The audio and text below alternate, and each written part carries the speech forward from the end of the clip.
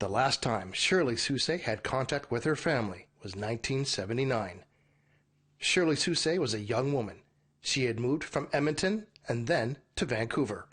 She had always stayed in contact with her family. My grandmother used to receive, her mom used to receive birthday cards and Christmas cards.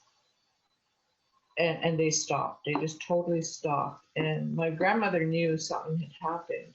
Fearing for her safety, her family began searching for Shirley. My grandmother told my Auntie Belle and I to look for my Aunt Shirley. So we did. So over the course of about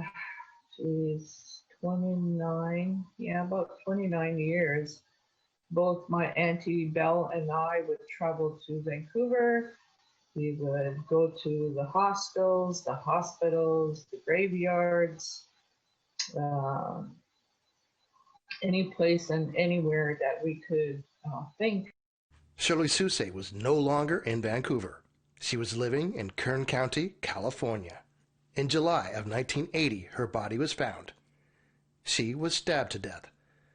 And with no way to identify her, she was known as Jane Doe No. 5, Kern County. And she remained Jane Doe for nearly 40 years. Her killer, Wilson Touzette, was convicted of her murder in 2012. He is also convicted of killing another Jane Doe about the same time as he killed Soucy. A nonprofit DNA matching group called the DNA Doe Project, who tried to find the identities of Jane Does, identified that this Jane Doe had relatives in Alberta.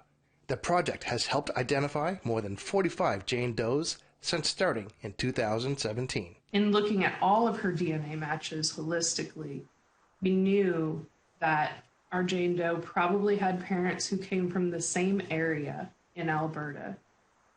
And in February of 2020, we put out a public plea on Facebook, and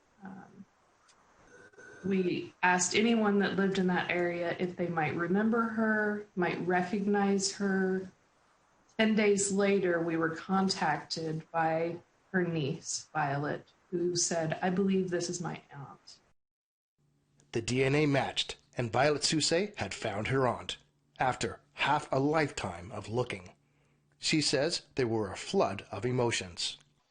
It was freeing because now I lived up to my grandmother's expectations, and now we can put Shirley to rest in our proper ceremonial ways, and ensure that her spirit is not stuck in this place.